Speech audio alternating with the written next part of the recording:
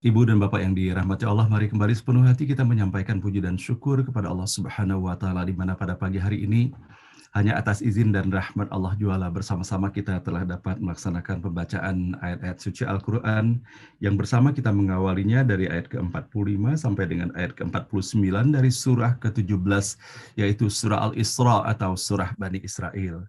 Mudah-mudahan atas segala ikhtiar, perjuangan, kesabaran di dalam kita menyiapkan diri dan melaksanakan pembacaan ayat-ayat suci Al-Quran di pagi hari ini, semoga Allah Subhanahu wa Ta'ala membukakan fitur rahmat, barakah, dan hidayah serta ridhonya untuk kita semua.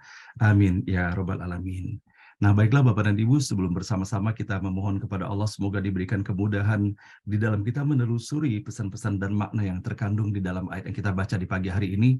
Maka sebagaimana biasanya di dalam upaya kita memohon kepada Allah semoga diberikan kemantaban atas apa yang telah kita dapati di dalam kita menelusuri ayat-ayat yang sebelumnya, dan semoga Allah berikan kemudahan pula bagi kita untuk dapat menjemput segala sesuatu yang boleh jadi masih tercecer di dalam kita menelusuri ayat-ayat pada hari kemarin. A'udzubillahi minasyaitonirrajim. Aku berlindung kepada Allah Subhanahu wa Ta'ala dari segala godaan syaitan yang terkutuk. Bismillahirrahmanirrahim, dengan menyebut nama Allah yang Maha Pengasih lagi Maha Penyayang. Melalui ayat ke-41 sampai dengan ayat ke-44 yang telah sama-sama kita baca kemarin, bahwa betapa Allah telah menegaskan kepada kita semuanya bahwa di dalam setiap pesan yang dihantarkan kepada kita semuanya, tidak hanya sekali, namun berulang-ulang Allah menyampaikannya. Maka dari itulah kita sering kali mendapati bahwa bagaimana satu pesan kita dapati dalam surah ataupun ayat tertentu, kemudian kita mendapatinya kembali pada surah dan ayat yang lainnya. Dan bahwa bagaimana Allah Maha Pengasih dan Allah Maha Penyayang, Allah Maha Perangkai yang begitu indahnya di dalam setiap pesan-pesan yang dihantarkannya. Nah, sehingga betapa kemudian kita bisa mendapati segala sesuatu yang kita dapati pada hari ini mengingatkan kembali kepada kita semuanya akan apa yang telah disampaikan sebelumnya. Maka melalui ayat 41 kita mendapati bahwa bagaimana Allah menegaskan walaqad sarrafna fi hadzal qur'ani liyadhakkaru. Telah kami jelaskan segala sesuatunya dalam Al-Quran ini secara berulang-ulang supaya mereka mendapatkan peringatan liyadzakkaru wa ma yaziduhum illa nufura. Namun bagi orang-orang yang mengingkarinya, bagi orang yang tidak percaya kepada Allah, tidak percaya kepada para nabi dan rasul, dan tidak percaya kepada kehidupan akhirat, maka setiap kali disampaikan kepada mereka, Allah sebutkan di dalam ayat ini, wa ma yaziduhum illa nufura, tetapi hanya penambah mereka semakin menjauhkan diri dari kebenaran kepada orang-orang yang tidak beriman itu. Kemudian Allah Subhanahu wa Ta'ala mengingatkan kepada kita semuanya bahwa pada akhirnya kita semuanya akan kembali kepada Allah Subhanahu wa Ta'ala.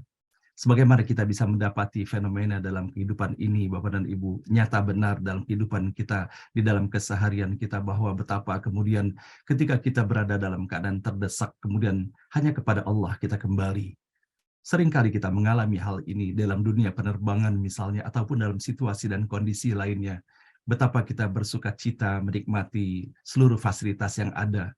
Namun kemudian ketika permasalahan terjadi turbulensi, seperti halnya yang sering kita alami, maka kemudian seketika kita kembali kepada Allah. Tidak sesuatu yang kita ucapkan lagi, melainkan hanya kita memohon pertolongan Allah Subhanahu wa Ta'ala. Inilah yang sampaikan. Katakanlah kalau memang ada Tuhan-Tuhan bersama dengan dia, seperti apa yang dikatakan oleh mereka, pasti mereka kemudian akan mencari jalan kepada pemilik arash, bahwa pada akhirnya, suka atau tidak suka, mereka akan menyadari dan akan kembali kepada Allah Subhanahu wa Ta'ala. Dan hal inilah Bapak dan Ibu yang kita dapati, bahwa bagaimana ketika dahulu kita menelusuri dalam sejarah kehidupan Fir'aun yang begitu berkuasanya sampai dengan kesombongannya sehingga melabelkan bahwa dirinya adalah Tuhan. Namun pada saat sakratul mautnya menyadari bahwa sungguhnya Tuhannya adalah Tuhannya Nabi Musa dan Harun. Namun terlambat ketika nafasnya sudah berada di tenggorokannya. Namun Allah abadikan jasad Fir'aun itu untuk menjadi contoh dan peringatan bagi kita semuanya.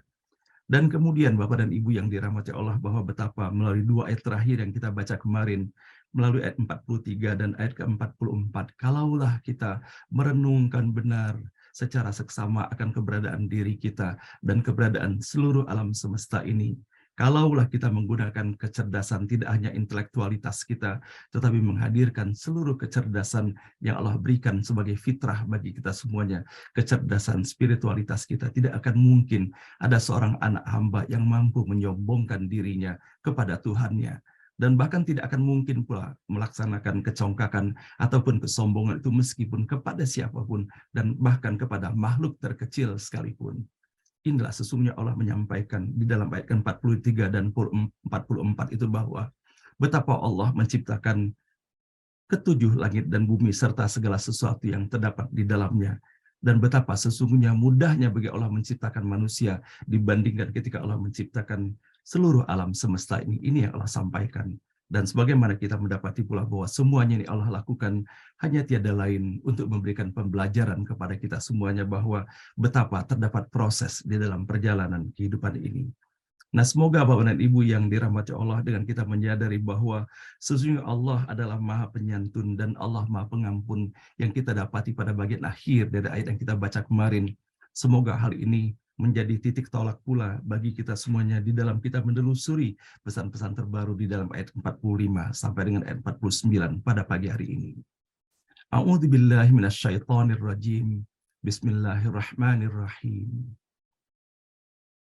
Wa idza qara'tal Qur'an, dan ketika engkau membaca Al-Qur'an, ja'alna bainaka wa bainal ladzina la yu'minuna bil akhirah, maka kami jadikan antara engkau dan orang-orang yang tidak percaya, tidak beriman kepada hari akhirat, hijabam mastura. Kami pasangkan tabir yang tidak terlihat. Ayat ke-46. Wa ja'alna 'ala qulubihim akinnatan ay yafqahuhu wa fi adhanihim waqra. Dan kami tutup hati dan pikiran mereka supaya tidak memahaminya, dan telinga mereka menjadi tuli.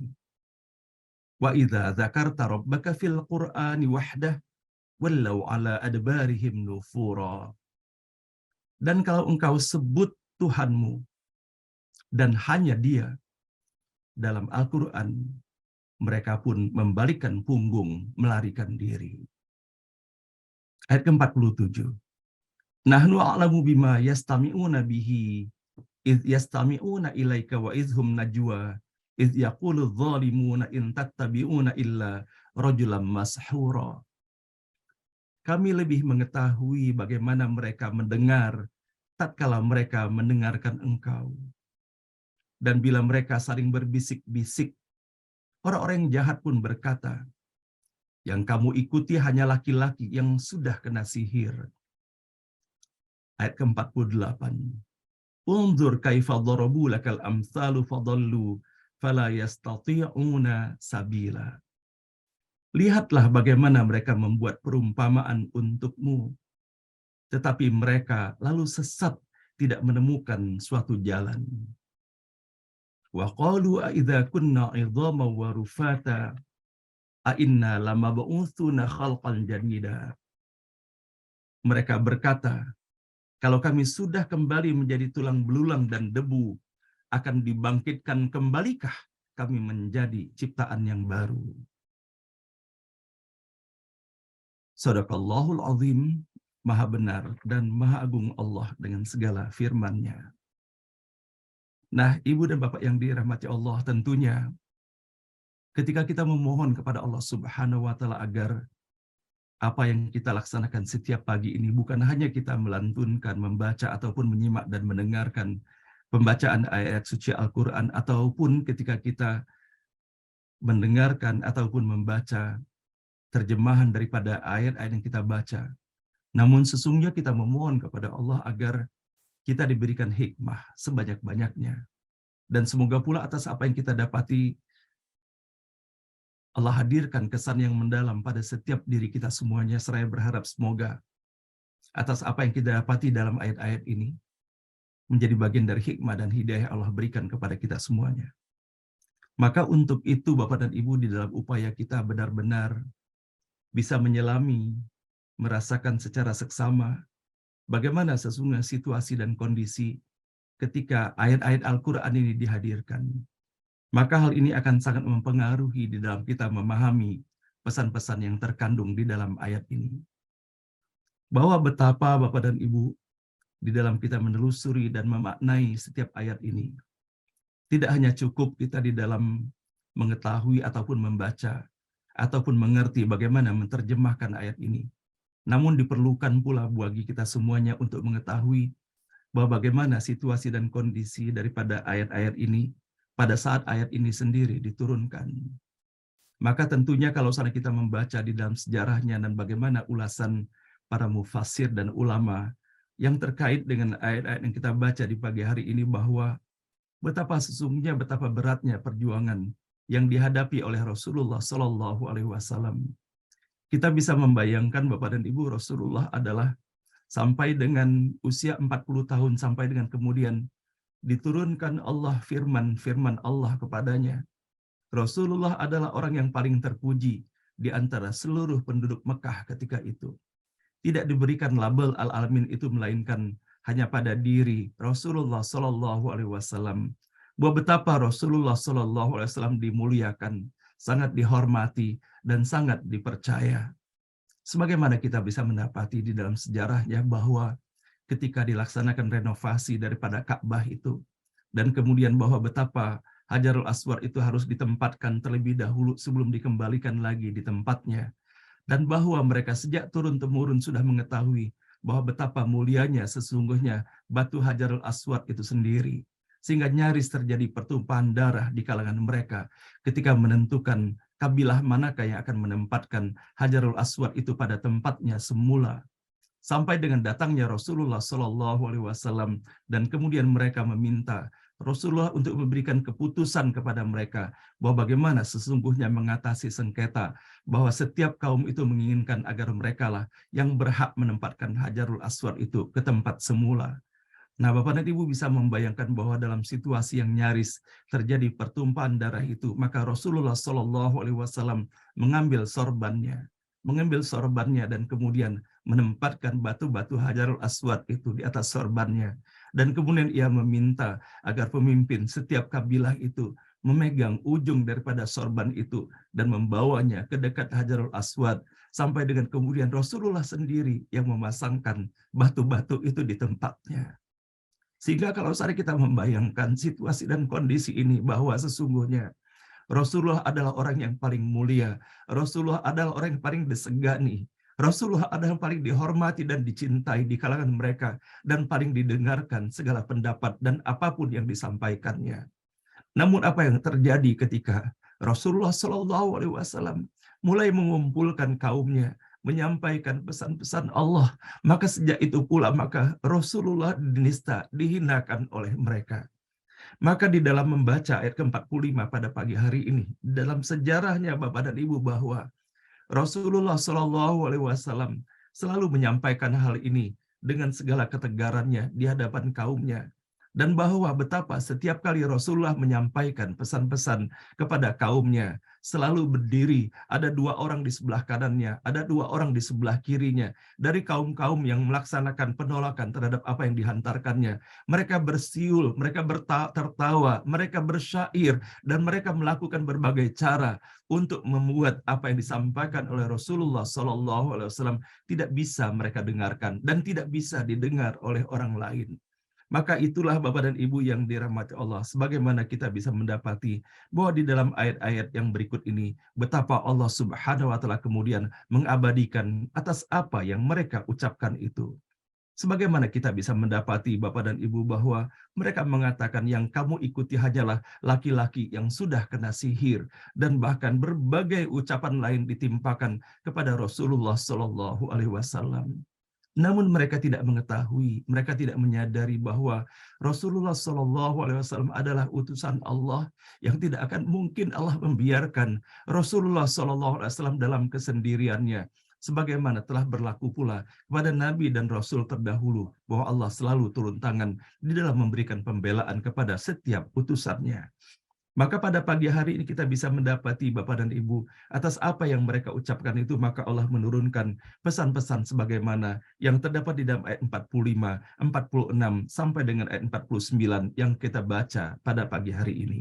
Nah, Bapak dan Ibu yang dirahmati Allah, bahwa di sini disebutkan wa idza qara'tal Qur'an, apabila engkau membaca Al-Qur'an, maka kita bisa mendapati Bapak dan Ibu untuk membuat kita faham sesungguhnya bagaimana hakikat daripada membaca Al-Qur'an yang dimaksudkan di dalam ayat ke-45 pada pagi hari ini. Sebagaimana kita dapati bahwa ketika kita mendengarkan kata qara'ta, maka kita ingat bahwa firman pertama yang diturunkan Allah Subhanahu wa taala kepada Nabi Muhammad SAW adalah Iqra, Iqra, Iqra. Maka itulah yang disampaikan oleh malaikat Jibril meneruskan pesan Allah yang dihantarkan kepada Nabi Muhammad SAW. Maka kita ingat Bapak dan Ibu bahwa kelanjutannya adalah Iqra bismi rabbikal ladzi khalaq.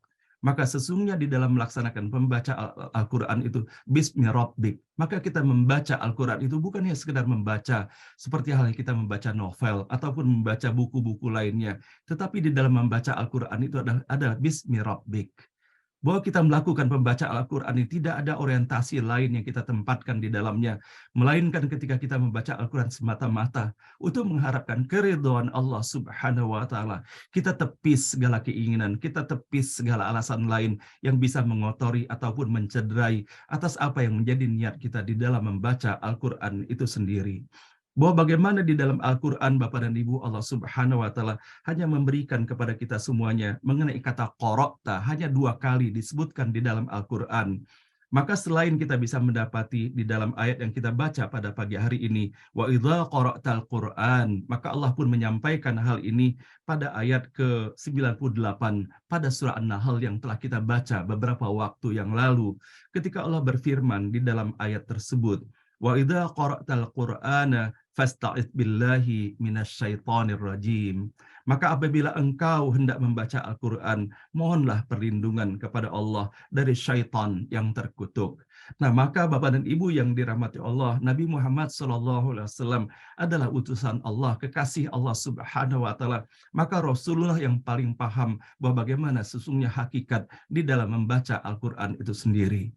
Namun kemudian Allah Subhanahu wa taala menyampaikan kepada kita semuanya bahwa wa idza qara'tal Qur'ana ja'alna bainaka wa bainal ladzina la yu'minuna bil akhirati hijaban mastura. Maka apabila kita membaca Al-Qur'an, maka Allah akan menjadikan antara orang-orang yang membaca Al-Qur'an itu dengan orang-orang yang tidak beriman kepada kehidupan akhirat terdapat sebuah dinding, terdapat sebuah tabir yang membatasi antara keduanya.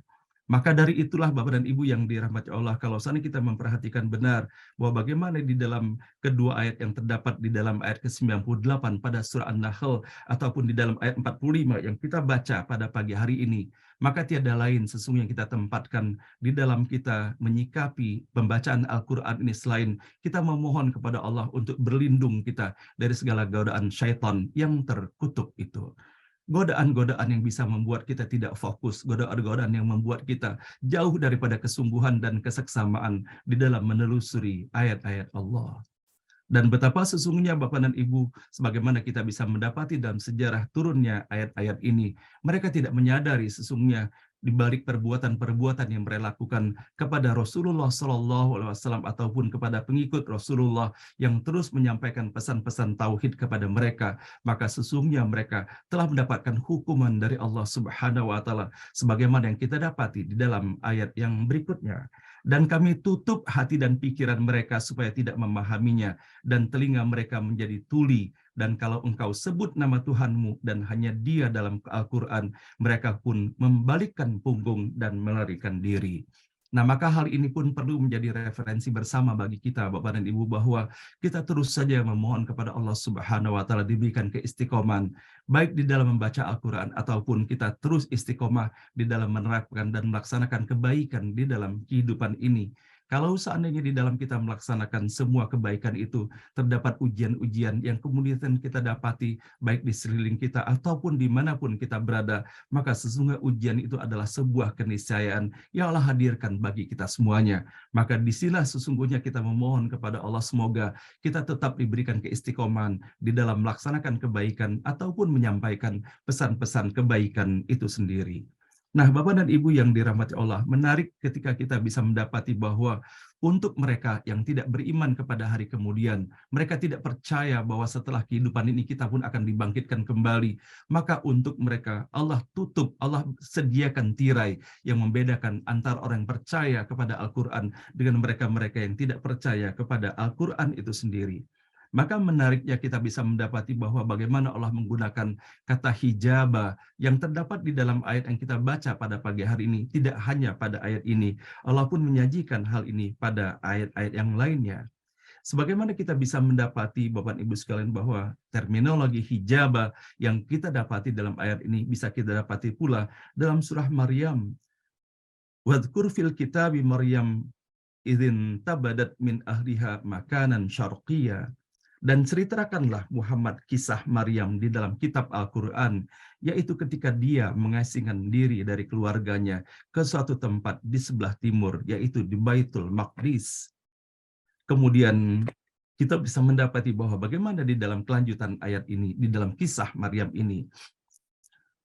Fattakhadat min dunihim hijaba fa'arsalna ilaiha ruhana fatamassala laha basharun sawiyya. Lalu dia memasang tabir yang melindunginya dari mereka. Lalu kami mengutus ruh kami yaitu Jibril kepadanya, maka dia menampakkan diri di hadapannya dalam bentuk manusia yang sempurna.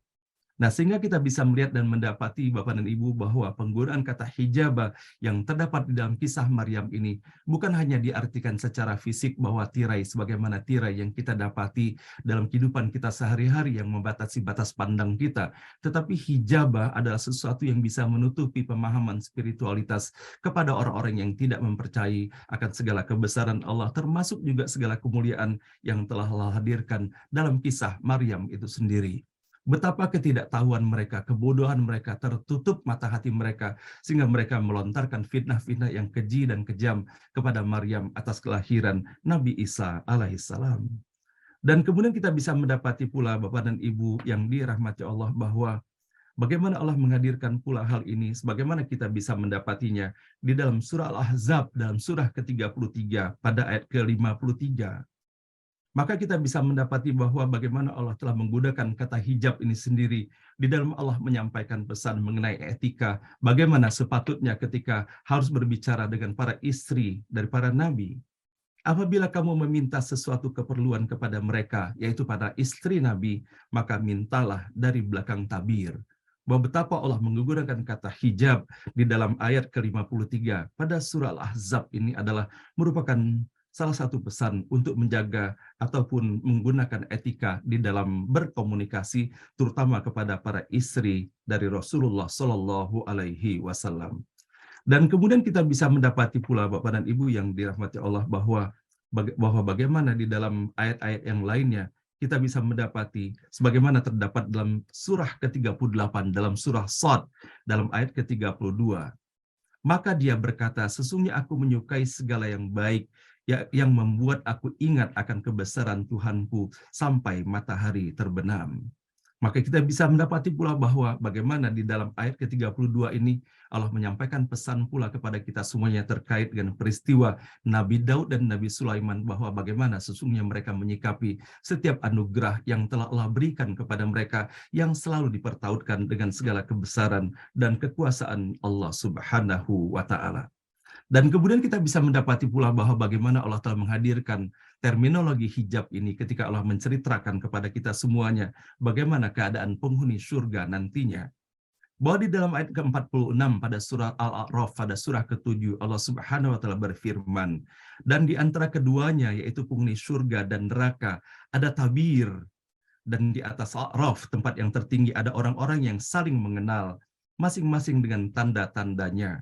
Mereka menyeru penghuni surga, salamun alaikum, salam sejahtera bagimu. Mereka belum dapat masuk, tetapi mereka ingin segera masuk. Maka kita bisa mendapati bahwa bagaimana kata hijab terdapat pula di dalam ayat ke-46 ini untuk menunjukkan bahwa akan berbedanya tempat antara mereka yang beriman kepada Allah, yang atas izin dan rahmat Allah ditempatkan di dalam surganya, dengan kelompok orang-orang yang mengingkari pesan-pesan Allah dan ditempatkan Allah di dalam nerakanya. Dan kemudian Bapak dan Ibu yang dirahmati Allah, kita bisa mendapati pula keterpaduan antara apa yang didapati dalam ayat 45 dengan ayat 46. ketika Allah menyampaikan di dalam ayat 46 ini, waja'alna ala qulubihim akinnah, dan kami tutup hati dan pikiran mereka supaya tidak memahaminya, ayyafqahuhu wa fi adhanihim waqra, dan kemudian pada telinga mereka Allah pun membuat mereka menjadi tuli seakan-akan tersumbat di pada telinga mereka. Maka bagaimana keterpautan antara apa yang kita dapat di dalam 46 ini dengan apa yang terdapat pula di dalam ayat-ayat yang lainnya terkait dengan kata akinnah itu sendiri. Maka bagaimana di dalam Al-Quran, Bapak dan Ibu yang dirahmati Allah, menyajikan begitu banyaknya pesan-pesan yang terkait dengan akinnatan ini sendiri. Sebagaimana kita dapati dalam surah Al-An'am ayat ke-25. Wa minhum may yastami'u ilaik wa ja'alna ala qulubihim akinnah. Kita bisa mendapati bahwa bagaimana di dalam ayat ini Allah menyebutkan, dan di antara mereka ada yang mendengarkan bacaanmu Muhammad, dan kami telah menjadikan hati mereka tertutup sehingga mereka tidak memahaminya. Wa ja'alna ala qulubihim akinnatan ayyafqahuhu wa fi adhanihim waqra. Dan telinganya tersumbat, maka kita bisa mendapati bahwa bagaimana penggunaan wa fi adhanihim waqra yang kita dapati di dalam ayat ke-46 pada pagi hari ini, Allah sampaikan pula di dalam ayat ke-25 pada surah Al-An'am, yaitu wa fi adhanihim waqra. Dan begitu pun Bapak dan Ibu yang dirahmati Allah, Allah menyampaikan pesan kepada kita semuanya, sebagaimana terdapat di dalam ayat ke-57 pada surah Al-Kahfi yang sangat terpaut dengan ayat yang kita baca pada pagi hari ini. Wa man adzlamu mimman dzukkira bi ayati rabbih fa'rada anha wa nasiya ma qaddamat yadah. Inna ja'alna ala qulubihim akinnatan ayyafqahu wa fi adhanihim waqra. Wa in tad'uhum ilal huda falayahtadu idzan abada. Dan siapakah yang lebih zalim daripada orang yang telah diperingatkan dengan ayat-ayat Tuhannya, lalu dia berpaling darinya dan melupakan apa yang telah dikerjakan oleh kedua tangannya. Sungguh kami telah menjadikan hati mereka tertutup sehingga mereka tidak memahaminya, dan kami letakkan pula sumbatan di telinga mereka. Kendati pun engkau Muhammad menyeru mereka kepada petunjuk, niscaya mereka tidak akan mendapatkan petunjuk untuk selama-lamanya. Betapa Bapak dan Ibu kita mendapati peringatan yang luar biasa melalui ayat 46 dan dipadukan dengan ayat-ayat termasuk di dalamnya adalah ayat ke-57 ini, bahwa betapa sesungguhnya Allah memberikan hidayah dan memberikan kesempatan kepada siapapun. Namun ketika seorang anak manusia ataupun sekelompok anak manusia mengingkari dan menolak, menghindar, dan bahkan melakukan perbuatan-perbuatan tidak terpuji di dalam menerima penyampaian pesan-pesan tauhid itu sendiri, maka kemudian Allah pun menutup mati hati mereka, dan bahkan Allah pun menyumbat telinga mereka. Dan kemudian kita bisa mendapati pula Bapak dan Ibu bahwa bagaimana ekspresi kesombongan yang terdapat pada orang-orang yang tidak faham, kepada orang yang tidak mengerti. Maka Allah abadikan ucapan-ucapan ketika mereka menyampaikan ucapan-ucapan ini kepada baginda Rasulullah Shallallahu Alaihi Wasallam. Maka di dalam surah Fussilat pada surah ke-41 kita bisa mendapati wa qalu qulubuna fi akinnatin mimma tad'una ilaihi wa fi adhanina waqra wa min bainina wa bainaka hijab fa'mal innana amilun. Dan mereka berkata, hati kami sudah tertutup dari apa yang engkau seru kami kepadanya, dan telinga kami sudah tersumbat, dan di antara kami dan engkau ada dinding. Karena itu lakukanlah sesuai dengan kehendak-Mu. Sesungguhnya kami akan melakukan sesuai dengan kehendak kami. Sehingga kita bisa mendapati Bapak dan Ibu bagaimana sebetulnya pertautan antara apa yang kita dapati di dalam ayat-ayat yang mengekspresikan ucapan mereka dengan apa yang telah Allah nyatakan termasuk di dalam ayat yang kita baca pada pagi hari ini. Betapa sesungguhnya kesombongan mereka, keangkuhan mereka telah membuat mereka tidak mau merundukkan hati mereka untuk mendengarkan terlebih dahulu secara seksama atas apa yang telah disampaikan oleh baginda Rasulullah Shallallahu Alaihi Wasallam. Maka maha benar Allah Subhanahu Wa Taala yang menyampaikan, wa ma dzalamahumullahu walakin anfusahum yadhlimun. Bahwa Allah tidak pernah menzalimi mereka, tetapi merekalah yang sesungguhnya menzalimi diri mereka sendiri.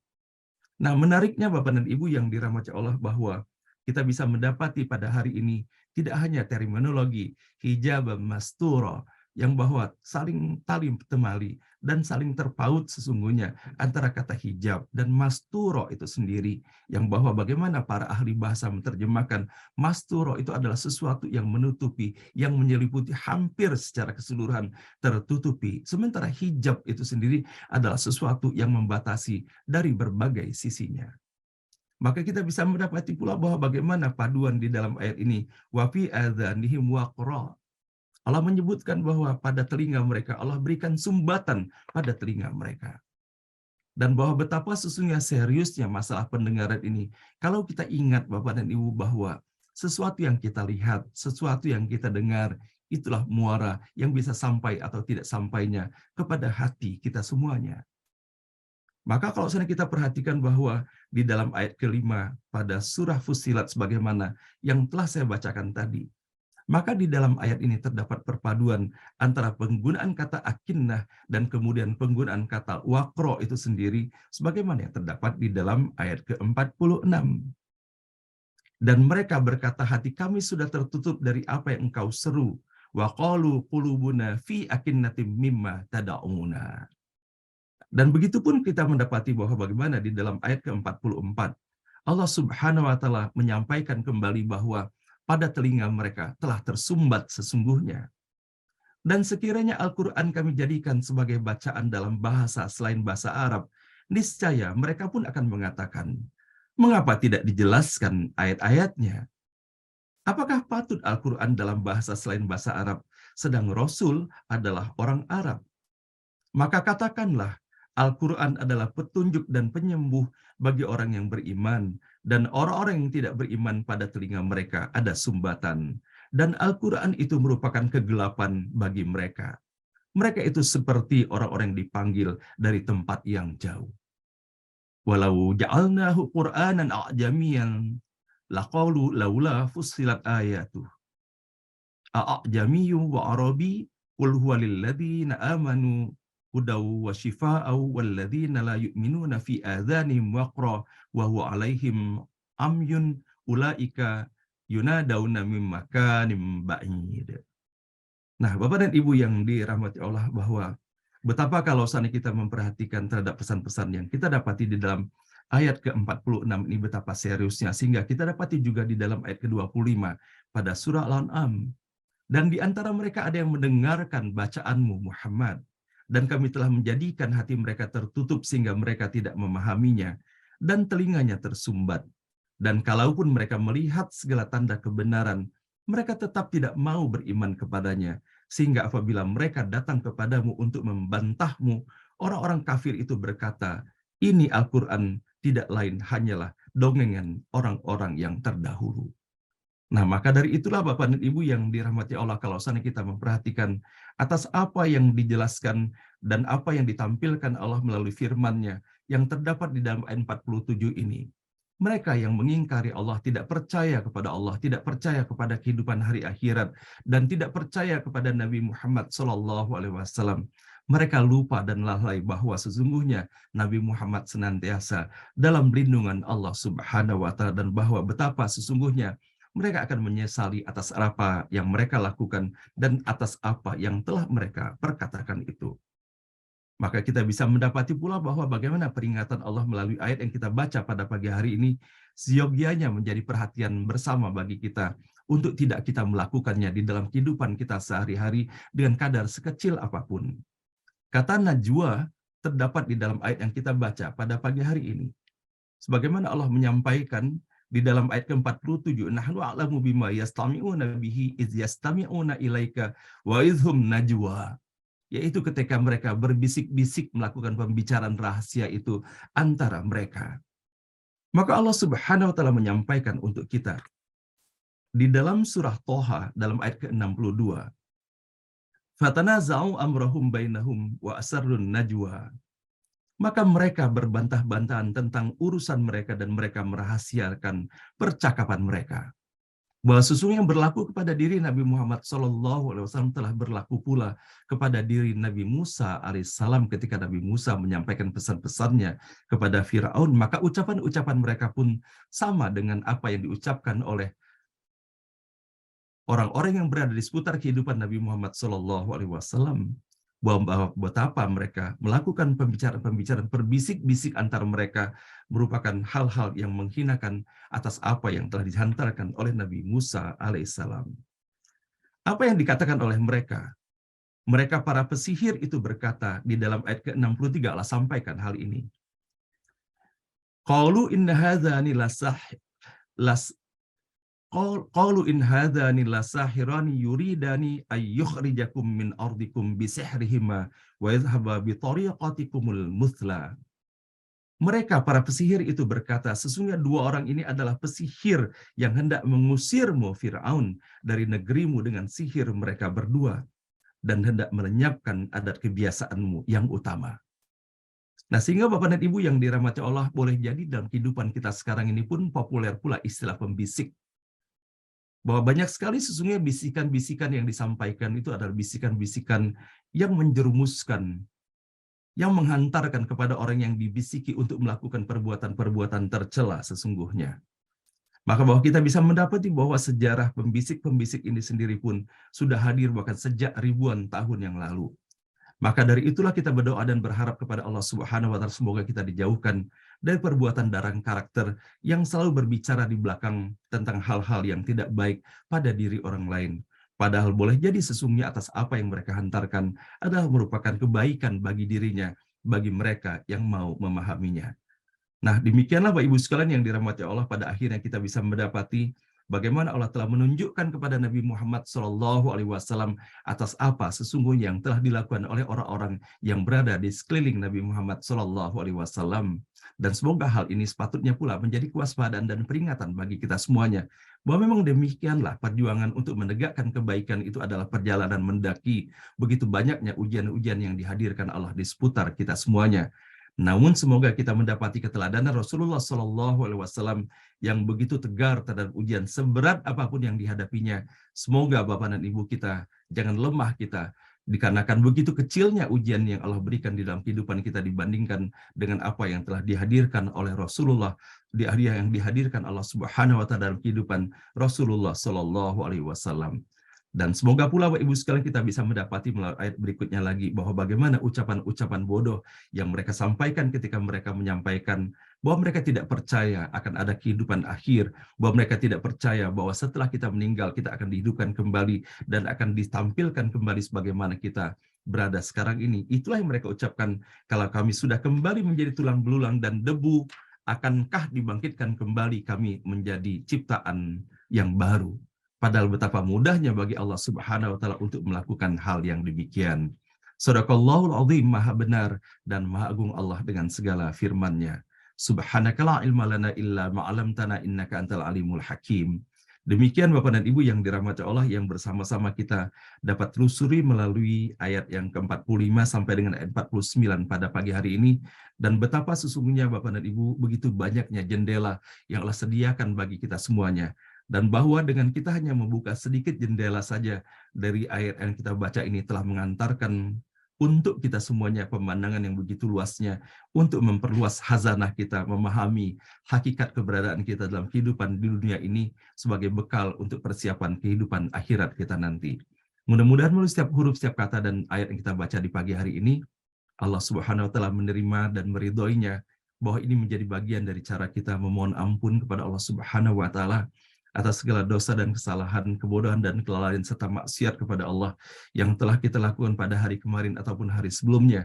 Seraya pula kita berharap dan berdoa kepada Allah Subhanahu wa Ta'ala, semoga melalui setiap huruf, setiap kata dan ayat yang kita baca di pagi hari ini terus menjadi cara kita memohon kepada Allah, semoga Allah membukakan pintu rahmat, hidayah, maghfirah dan ridhonya untuk kita semuanya. Serta kita berharap dan berdoa pula semoga apabila ada setiap setetes, setitik kebaikan pun, kemanfaatan pun yang kita laksanakan dalam kebersamaan kita setiap pagi ini, semoga Allah anugerahkan sebagai pahala berlipat ganda, sebagai kebahagiaan bagi ayah dan ibu kita semuanya. Demikian Bapak dan Ibu, mohon maaf lahir dan batin. Wabillahi taufiq wal hidayah. Wassalamualaikum warahmatullahi wabarakatuh.